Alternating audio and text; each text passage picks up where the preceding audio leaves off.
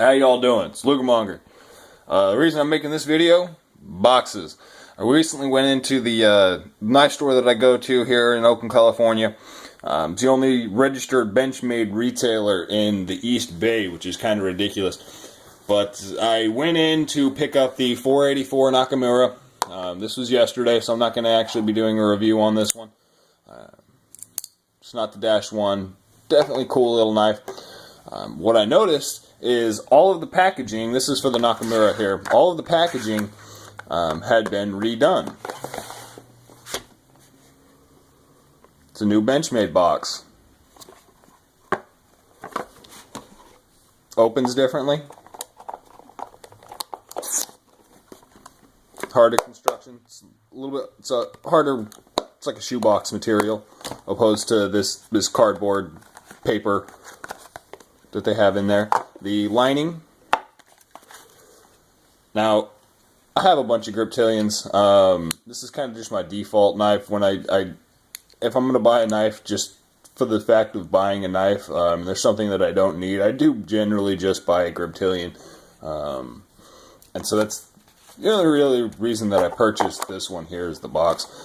You can see, it's pathetic, man. You spend it's like $95 on a knife that you don't need for the box. But you can see the new padding.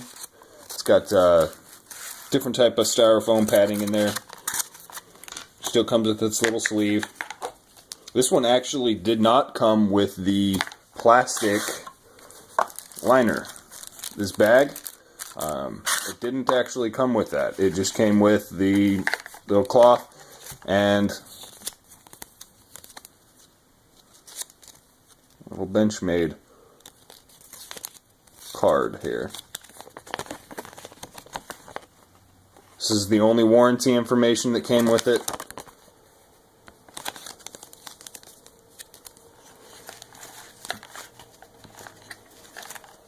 I like the other warranty book, but I definitely like this packaging. You see the way that they've done the designations? It's a lot more identifiable. It's easier to see. I like the coloring. It's kind of a... You make such a big damn deal about a box, man. Really? You're making a video on a box? I like Benchmade so much that when things change, it shocks me a little bit. This is the old school box. One thing I want to say, the reason I go to a store, Benchmade is pretty much in the running of some of the highest production knives, highest end production knives out there. They're not the highest end, they're not the end all be all like some people like to portray, but they're definitely up in that class. It is not a low class knife. They're expensive knives, they're very well made, they're very well warranted. But with that said, the reason I go to a store, I don't buy knives online. Unless I can absolutely just not find it in a store, I generally try to avoid buying anything that's over $70 if it is production online. The reason is no matter how good your quality control, no matter how experienced those people are, when you come out with 10,000 products a week, ranging in price, ranging in variance, they so many different items coming off of the line, you're going to have a lemon.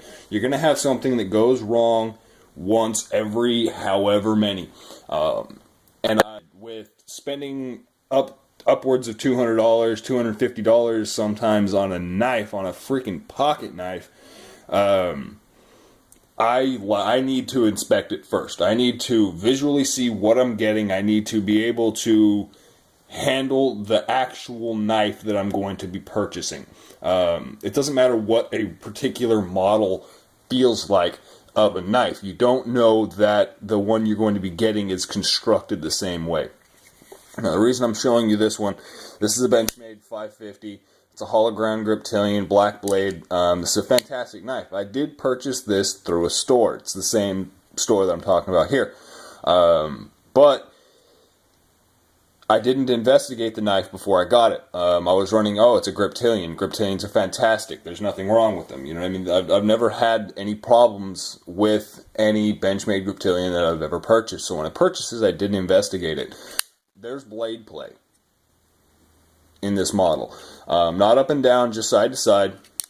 And as well, the centering is off. You see that? The blade centering is off.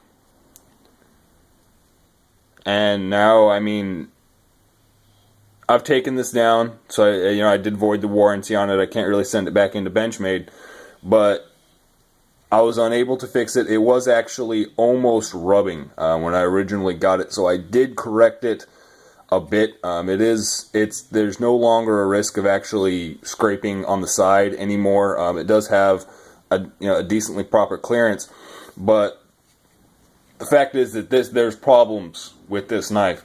I'm pretty sure that if they actually did any investigation, if they actually investigate, if they pulled this knife off the line, because they probably only pull like one out of every 5,000 something, you know what I mean, to investigate, make sure that it's holding up.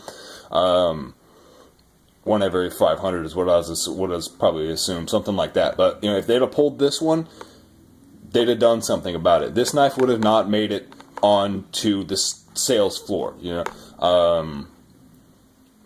can't prevent that when you come out with the number of products, sheer number of knives that they are manufacturing.